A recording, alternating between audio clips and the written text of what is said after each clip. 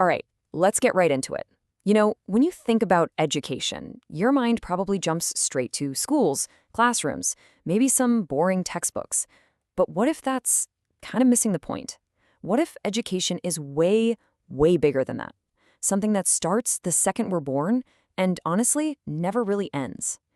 Today, we're going to piece together a blueprint for what education is really all about, using some wisdom from a few of the greatest thinkers in history. So that brings us to the big central question that's going to drive everything we talk about. What's the point of it all? I mean, really, what is education for? Is it just about passing tests and getting that piece of paper, or is there something much deeper going on here? And the thing is, our education, it starts way before we ever see a classroom. Think about it. The moment we're born, those first smells, sounds, feelings, that overwhelming rush of just being here, those aren't just random sensations. Those are our very first lessons. That's our brain's first attempt at figuring out this whole world thing. Okay, so if we're going to build this blueprint, we need a solid foundation, right? And for that, we're going to go way back to the ancient Greek philosopher Aristotle. For him, the whole point of education boiled down to one single powerful idea: building virtue. And Aristotle had this just brilliant idea. He was like, look, nobody's born good or bad. We're not born brave or cowardly. We're just born with the potential to be those things. And the only way to actually become good or brave or whatever is by doing it over and over and over again. It's all about habit. And that's really key to understanding what he meant by virtue. This isn't some list of rules you memorize for a test. Nope, it's a character trait like honesty. You don't become an honest person by reading a book about honesty. You become an honest person by being honest. Same with courage. You gotta face the scary stuff. It is all about the doing. So for Aristotle, the bottom line is this. The whole goal of education is to shape your character. It's about building those good habits early on so that doing the right thing becomes second nature, something you actually want to do. It's all about learning how to be a good person. Okay, so our foundation is character. Got it. But what's the method? How does the actual learning happen? Well, for that, let's jump forward a bit to our next thinker, John Dewey. And his answer is powerful. And it's simple. We learn by doing. Dewey's whole thing was that you just can't pull learning and real life apart. They're totally intertwined.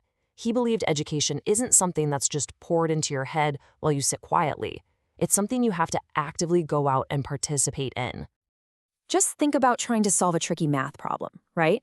You don't just sit there and stare at it hoping for the best. No, you try something. It doesn't work, you try something else. You're wrestling with it.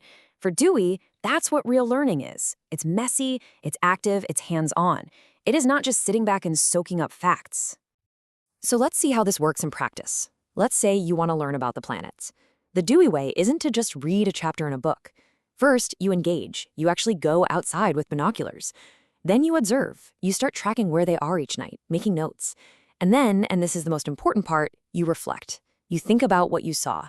That's the moment it all clicks. That's when it goes from being just a random fact to real, lasting knowledge.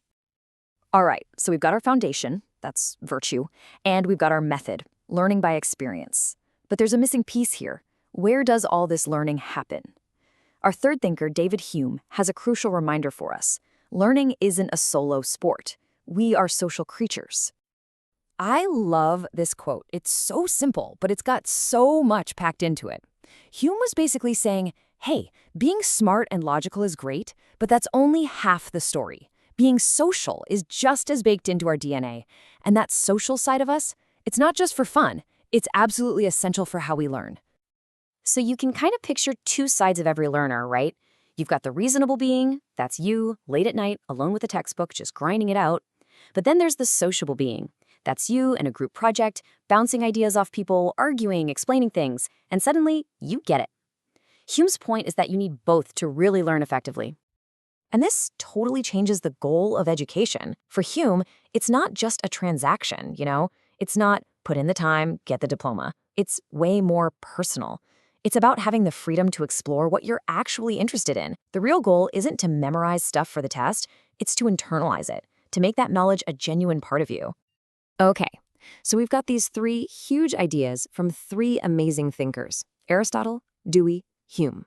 So what now? How do we put all these pieces together? Let's build the final blueprint. Let's see what a truly complete education actually looks like. And when you lay it all out like this, it's amazing how perfectly they fit. You see? Aristotle gives us the why, the moral core, become a good person. Dewey gives us the how, the practical method, learn by doing. And Hume gives us the where, the social context, learn with others. These aren't separate competing ideas. They're three pillars of the same structure. So here's the big takeaway, the whole point. A real, complete education, it balances all three.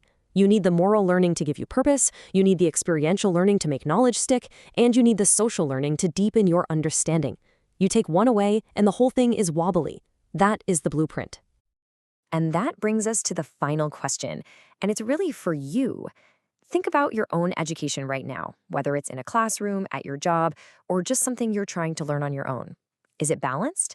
What would change, I mean really change, if you tried to bring all three of these ideas, character, experience, and community, into how you learn? It's definitely something to think about.